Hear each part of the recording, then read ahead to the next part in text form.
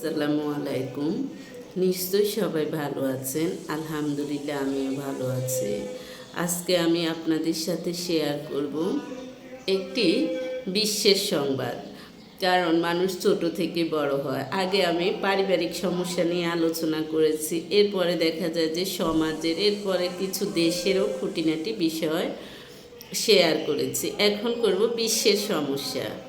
যেমন বিশ্বে এখন একটা সমস্যা চলে, এটা সবাই জানে। হ্যাঁ, ঠিক আছে, বাঙালির মুসলমানগুলা ফিলিস্তিনের পক্ষ নিয়েছে, ইসরায়েলের বিপক্ষ নিয়েছে। হ্যাঁ, এটা খারাপ না, পক্ষ নিয়েছ ঠিক আছে, কিন্তু তোমরা বাংলাদেশে পড়ে বিভিন্ন ভাঙচুর করতেছ, দোকানপাট ভাঙচুর করতেছ, অমুক দেখা যায় যে কেন তারা ইসরায়েলের পণ্য ব্যবহার করে, বিভিন্ন হোটেল ভাঙচুর করতেছ, বিভিন্ন প্রতিষ্ঠান ভাঙচুর করতেছে। এগুলা খুব খারাপ, এগুলো হলো ন্যাক্কারজনক কাজ। হ্যাঁ, ঠিক আছে, এইসব প্রোডাক্ট ব্যবহার করে, এইসব প্রোডাক্ট দিয়ে বাংলাদেশ লাভবান হচ্ছে। তারা বাংলাদেশের মতো ক্ষুদ্র দেশে ইনভেস্ট না করলেও তাদের দিন যাবে, এটা তোমার জানতে হবে। তুমি একটা কথা মনে রাখবে, বুঝে শুনে তুমি মন্তব্য করো, তুমি যে এগুলো করতেছ। তারপর বাঙালিরা কি করে, কিছু কিছু বসে এমন এমন কমেন্ট করে যেটা দেখা যায় যে আরবের শেখদের ব্যঙ্গ করে।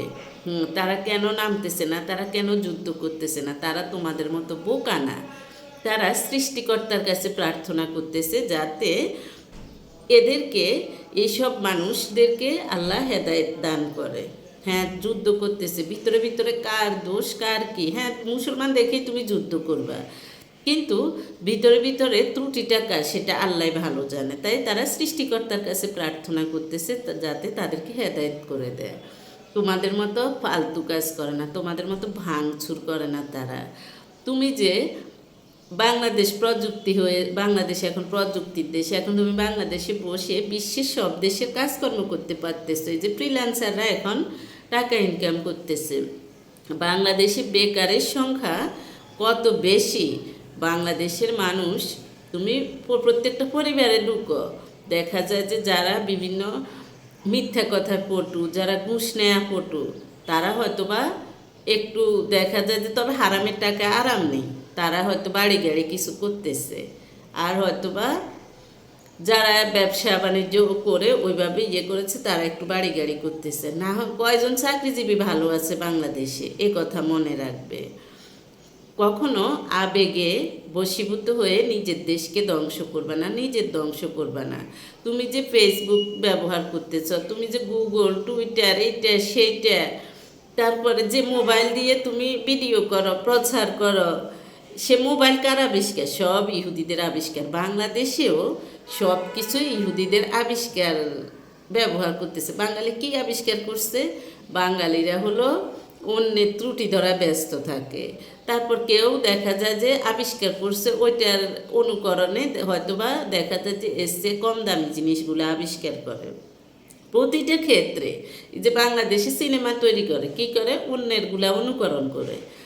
বাংলাদেশে আবিষ্কার করার মতো কিছুই নেই, করার চেষ্টাও করে না। বাঙালিরা হইল অলস, বাঙালিরা পারে শুধু মারামারি করতে, বাঙালিরা পারে শুধু মানুষকে নিয়ে ট্রল করতে, অন্য দেশকে নিয়ে ট্রল করতে। তাই বুঝে শুনে তুমি মন্তব্য করো। তুমি যে আরবের শেখদের ব্যঙ্গ করতেছ, হ্যাঁ, তুমি ভাববে আরবের তারা যদি বাঙালিদেরকে নিষিদ্ধ করে দেয়, তখন কত প্রবাসী বিদেশে আছে, এদেরকে সবাইকে যদি দেশে পাঠিয়ে দেয়, তখন কি করবে? তারপর বিভিন্ন দেশের সাথে বাংলাদেশের সম্পৃক্ততা আছে বিভিন্ন দিক দিয়ে, বাংলাদেশ তখন ভিক্ষা করলেও পাবে না, ভিক্ষাও পাবে না, এ কথা মনে রাখবে। তাই ইসলামকে ব্যবহার করে বাংলাদেশের ধ্বংস করবে না। ইসলামে আছে তুমি কাউকে বুঝাবা, তুমি ন্যায়ের কথা বলবে, যদি তাতেও তার জ্ঞান বৃদ্ধি না বুঝে সে, তখন তুমি সৃষ্টিকর্তার কাছে তার হেদায়েতের জন্য প্রার্থনা করবে। তোমার বলে না অমুককে মেরে ফেলো, অমুককে কেটে ফেলো, অমুককে হত্যা করো, তোমাকে এগুলো বলে না। উল্টা তুমি দেখা যায় যে দোজখের বাসিন্দা হবে। তাই সবসময় নিজেকে হেফাজত করো এবং নিজের দেশকে হেফাজত করো। হ্যাঁ, সবার জন্য সবাই দোয়া করো। আল্লাহ হাফেজ।